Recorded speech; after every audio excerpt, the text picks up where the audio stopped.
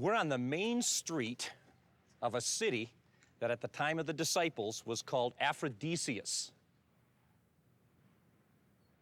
Now, none of the disciples came here that we know of.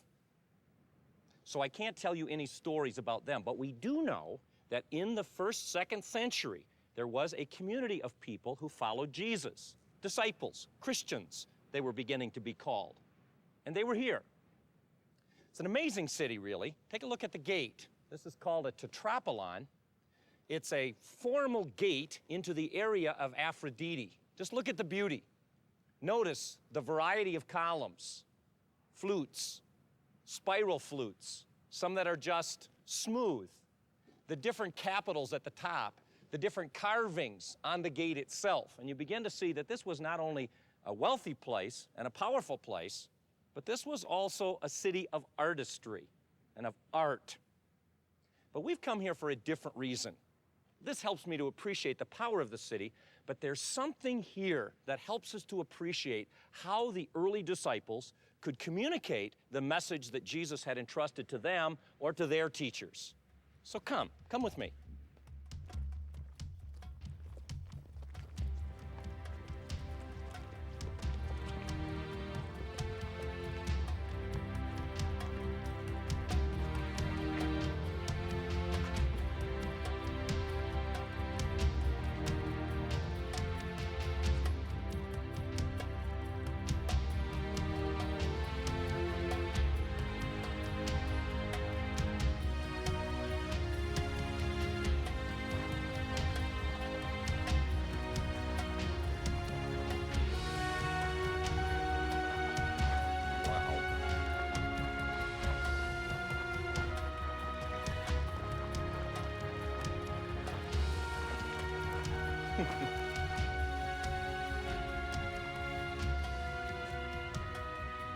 This is why we're here, even though none of the disciples were. We need to see how they fit into this part of their world.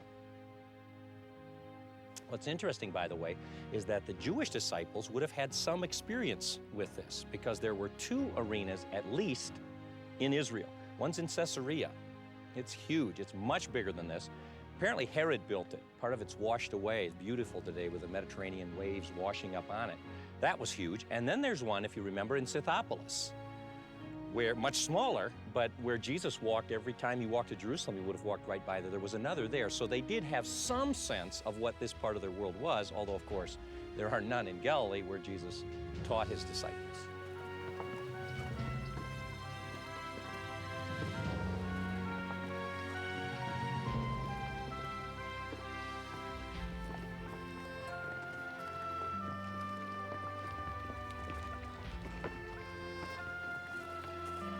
This is a Greek stadium, but it was used at the Roman period when the disciples were in the area, or the disciples of the disciples. It seated about 30 to 40,000, has 24 rows of seats. You can see the entrances for the athletes on both ends.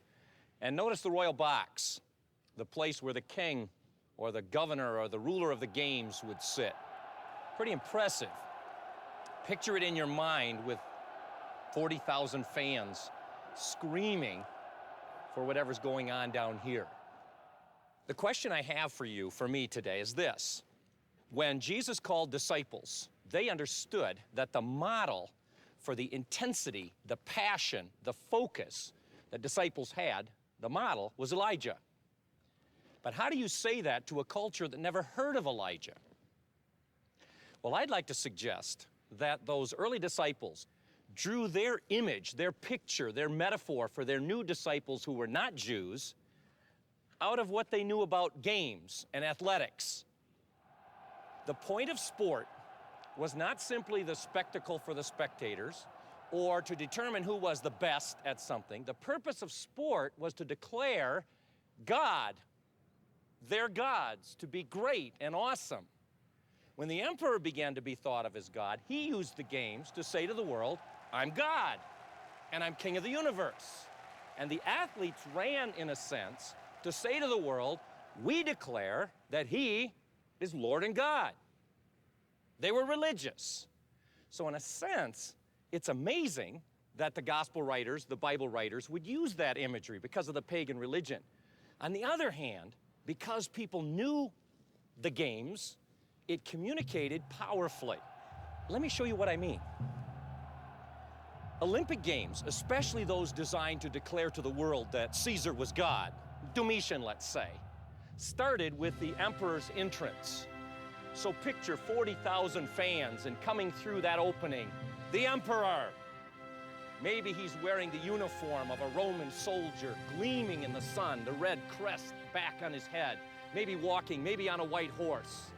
Or maybe he chose the robe of a Greek god, Zeus, or the Roman Jupiter, that sash across the chest to say, I'm the king.